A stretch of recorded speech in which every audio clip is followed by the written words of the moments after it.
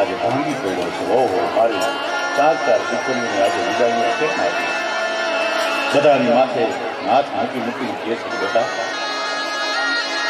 આજથી તમારું જીવન મારું જીવન તમે જુદું થાય. મને ખબર છે મારા આંગણે તમે રમીને મોટી થઈ, લાડકોડમાં ઉછરેલી છો, પણ આજે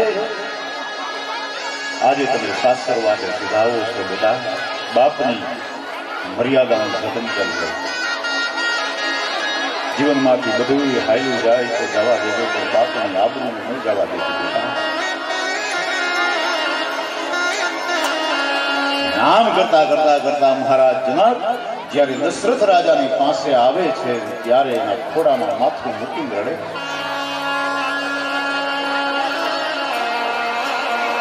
મહારાજ, મારી દીકરીને તમારા હાથમાં સોંપું. મારો લાડનો ખજાનો છે, એની ક્યારેક ભૂલ પડે તો એ ભૂલ એની નથી, ભૂલ અમારા સંસ્કારની છે. માની અને તમે માફ કરી દેજો.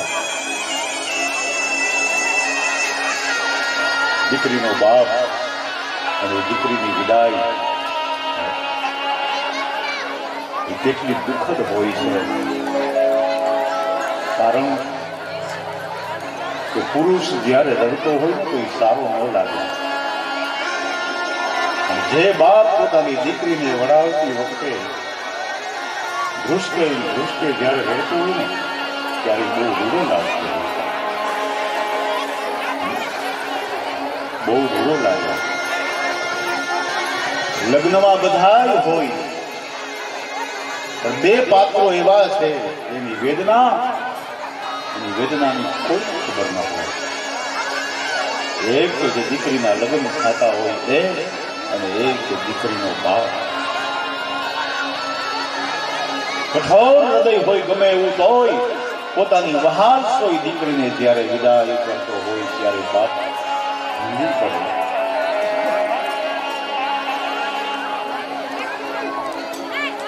અવિનાશ વ્યાસના શબ્દો યાદ આવે સાહેબ.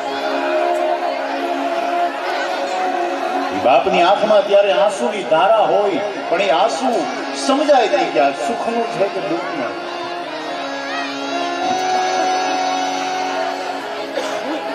સુખનું આંસુ છે કે દુઃખનું. આજે કયા ગ્રુપનું બ્લડ છે એ તો જાણી શકીએ છીએ આપણે, પણ કોઈના આંસુ ઉપરથી એ નથી જાણી શકતા કે આ સુખનું છે કે દુઃખનું. અવિનાશ વ્યાસ લખે છે એના માટે, આમ જુઓ તો આંસુ સહુનું પાણી જે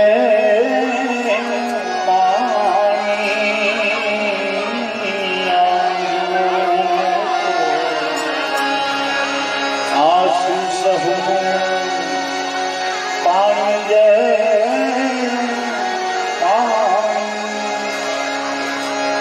સુખનું છે કે દુઃખનું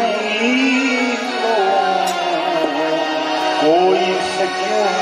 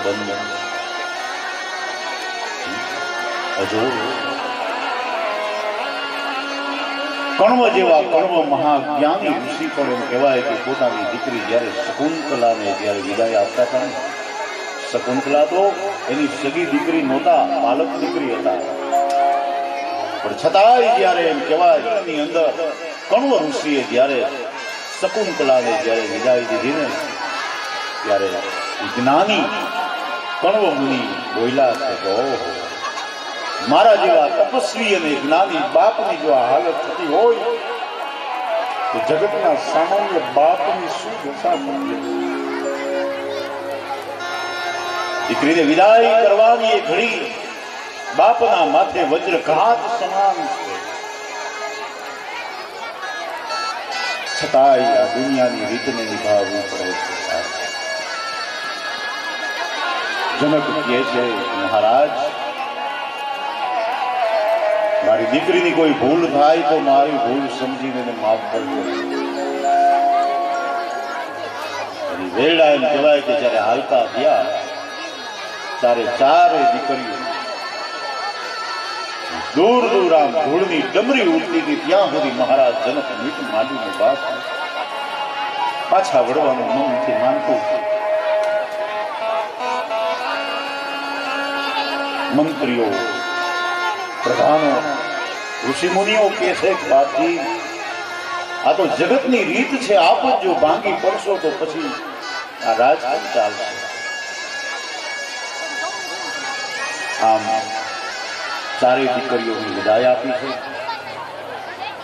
વેરડા અયોધ્યાની અંદર પધાર્યા છે. માતાઓએ આરતી ઉતારી ઓખણા કર્યા છે. પછી તો દિન પ્રતિદિન સુખ વધતું જાય છે અયોધ્યાનું, પણ જ્યાં અતિશય સુખ વધે ને ત્યાં દુઃખ આવવાની નિશાની છે. તમે જોજો, આ વિધિનું વિધાન છે. સંભવ ત્યાં દુઃખ આવે છે. પછી તો મહારાજ દશરથ નિર્ણય કરે છે કે રામને રાજગાદી સોંપી દઉં.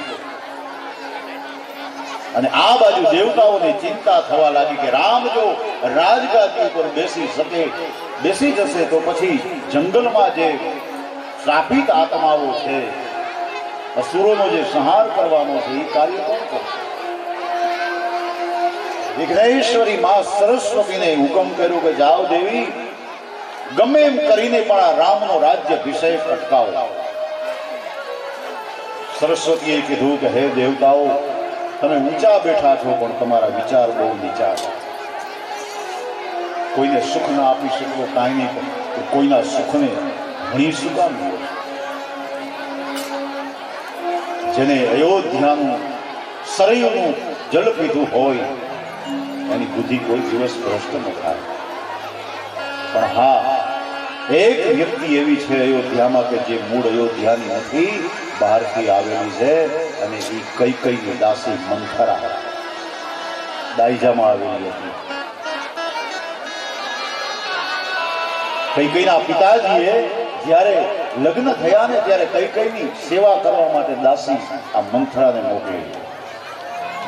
અગાઉના વખતમાં એવું હતું, દાસીઓને પણ દાઈજામાં મોકલતા સેવા કરવા. આ દહેજની અમુક વસ્તુ છે ને બહુ દુઃખ આપે. તમે જોજો, દહેજની અમુક વસ્તુ દુઃખ આપે, માટે દહેજથી સાવધાન રહેવું. આ મંથરા છે ને એ દાયજામાં આવી હતી. આખા અયોધ્યાનું સુખ હણી લીધું. મહારાજ નિર્ણય કરે છે, વશિષ્ઠ બાપજીની પાસે જઈ કે આવતીકાલે રામનો રાજ્યાભિષેક કરવો છે. બધાને ખબર પડી, અયોધ્યાની અંદર આનંદ છે, વાજિંત્રો વાગવા લાગ્યા છે, પણ કૌશલ્યા માતાને બહુ આનંદ થાય છે. તે વિચાર કરે કે આ બધું છે શું? એટલામાં મંથરા આવી. મંથરાને પૂછ્યું, મંથરા આ બધું શું છે? તો કે તમને ખબર નથી? તો કે ના, અરે આવતીકાલે તો રાજ્યાભિષેક છે રામનો. ઓહો, રાજ્યાભિષેક, સારું સારું, હું બહુ રાજી થાય. કઈ માએ કીધું કે મને તો બહુ આનંદ થયો રામને રાજગાદી મળતી હોય. ત્યારે મંથરાએ કીધું કે માં તમે હાવ ભોળા છો, તો કે કેમ તમને ખબર નથી? તમે મહારાજને જેટલા ભોળા માનો છો ને એટલા ભોળા નથી. રામને રાજગાદી આપવાનો નિર્ણય ભરત અને શત્રુઘ્નને મુસાળમાં મોકલવા પાછળનું કારણ એ તમે જાણો છો? કપટ છે મહારાજના હૃદયમાં. કારણ કે રામ રાજગાદી પર બેસી જશે પછી કૌશલ્યા રાજમાતા થશે. તમે વિચાર કરો. અને તમારે તમારા દીકરા ભરતને હાથમાં ભિક્ષાનું પાત્ર લઈ ઘેર ઘેર ભટકવું પડશે. મંથરાના વિચારો ધીમે ધીમે ધીમે ધીમે ધીમે કઈ કઈને આસક્ત બનાવવા લાગ્યા અને એ વિચારો ધીમે ધીમે એને ખેંચવા લાગ્યા એના તરફ. મંથરા શું કરવું એના માટે? મંથરાજી કાંઈ નહીં, તમારા બે વચનો છે એ માગી લ્યો. વચનમાં શું માગવું? મંથરાએ કીધું કે પેલું વચન એ માગો કે જે રાજગાદી રામને આપવાના છે રાજગાદી તમારા ભરતને મળવી જોઈએ. બીજા વચનની અંદર એ માગો કે રામ વલ્કલ વસ્ત્ર ધારણ કરી 14 વર્ષ સુધી વનમાં ભટકે એટલે તમારા માર્ગમાંથી કાંટો સદાને માટે દૂર થઈ જાય. ભલે મળે. રોશની બધી ગુજાવી દીધી, કેસ છૂટા મૂકી દીધા, જૂના વસ્ત્રો પહેર્યા, ધરતી ઉપર પથારી કરી, કોક ભુવનમાં શું ક્યાં છે? મહારાજ દશરથ આવે છે, બહુ આજે આ મારા રાજ્યની અંદર અંધારો કે મારી મહારાણી ક્યાં છે? કોણ જાણે? મહારાજ મને કાંઈ ખબર નથી, તબિયત બરાબર સારી નથી લાગતી.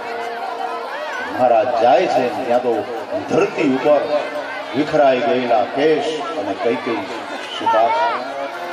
દેવી શું થયું? તબિયત બરાબર નથી? અરે આખા અયોધ્યાની અંદર આનંદ છે, રામ અને રાજ્યાભિષેક થવાનો છે અને તમે આમ આમ આવી રીતે ઉદાસ થઈને ત્યારે જેમ કાળી નાગનો કુફાડો મારે ને એમ કઈ કઈ બેઠી થઈ. અને મહારાજ દશરથને કીધું, હો મહારાજ, હું જેટલા તમને ભોળા માનતી હતી ને એટલા તમે ભોળા નથી. કેમ? અરે નાના બાળકથી માંડીને બધાને ખબર છે કે અયોધ્યાની અંદર રામનો રાજ્યાભિષેક થવાનો છે અને હું અયોધ્યાની મહારાણી હોવા છતાં મને ખબર ન પડી. દેવી, હું તમને કહેવા જ આવતો હતો